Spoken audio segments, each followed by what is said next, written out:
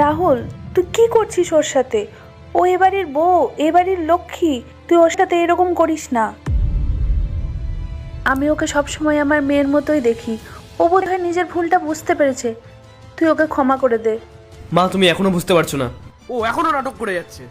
আর যে মেয়ে আমার মাকে সম্মান না দিতে পারবে না, তার সাথে আমি থাকতে পারবো না। ও মা, তুমি আমার সাথে যে ব্যবহারটা করেছো সেটাতে তোমার কোনো সংকোচ বোধ নেই, কারণ আমি তো তোমার মা না, আমি তো তোমার শাশুড়ি, কি তাই না? আচ্ছা বৌমা, তুমি একবার ভাবো তো, আজকে যে ব্যবহারটা তুমি আমার সাথে করলে সেটা যদি তোমার দাদা বৌদি তোমার মার সাথে করতো, তাহলে তোমার কেমন লাগতো? মা, আপনি এসব বলার আগে একবার ভেবে তো বলতে পারতেন। আপনি আমার মা বাবার সম্বন্ধে এসব কি কথা বলছেন? তোমার মা বাবার কথা শুনে তোমার এতটাই খারাপ লাগলো? কই, তোমার আমার বেলা তো খারাপ লাগেনি। আরে আমিও তো রাহুলের মা। আমি গ্রামে থাকি তো কি হয়েছে বলো? আমি আমার ছেলেকে পড়াশোনা করিয়েছি, শহরে পাঠিয়েছি যাতে ও ভালো জীবন কাটাতে পারে। আমি ভাবিনি যে ওর জীবনটা এইভাবে কাটবে। বৌমা, তুমি চাও না বলো যে আমি এই বাড়িতে থাকি?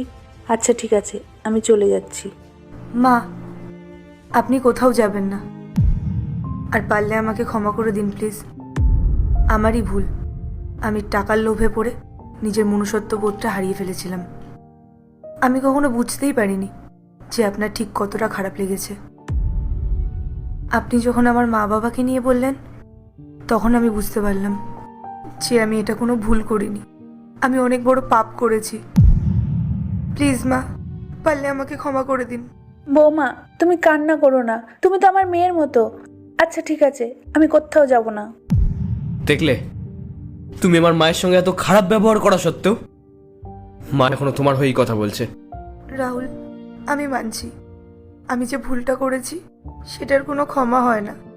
তবু আমি তোমার কাছে লাস্ট একটা সুযোগ চাইছি, যাতে আমি নিজের ভুলগুলোকে শুধরে নিতে পারি, যাতে মায়েরও আমি ভালোভাবে খেয়াল রাখতে পারি।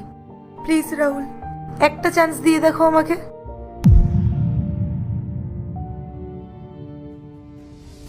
যা এখান থেকে। আর নেক্সট টাইম যদি এরকম কোনোদিনও কোনো কিছু করতে দেখেছি না, তাহলে আর ওয়ার্নিং দেবো না।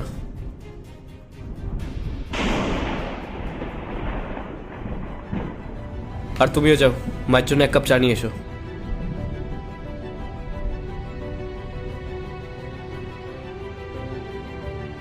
মা, ভেতরে চলো। পার্ট 2 দেখতে সাবস্ক্রাইব করো ভেলকু 78M। এরপরে কি হয় সেটা দেখার আগে মায়ের কাছে 10 টাকা চাইলে 20 টাকা দেয়, 1 রুটি চাইলে 2টা রুটি দেয়। সেই মাকে যদি ভালোবেসে থাকো তাহলে ভিডিওটিতে লাইক করে চ্যানেলটি সাবস্ক্রাইব করো আর কমেন্টে আই লাভ ইউ মা।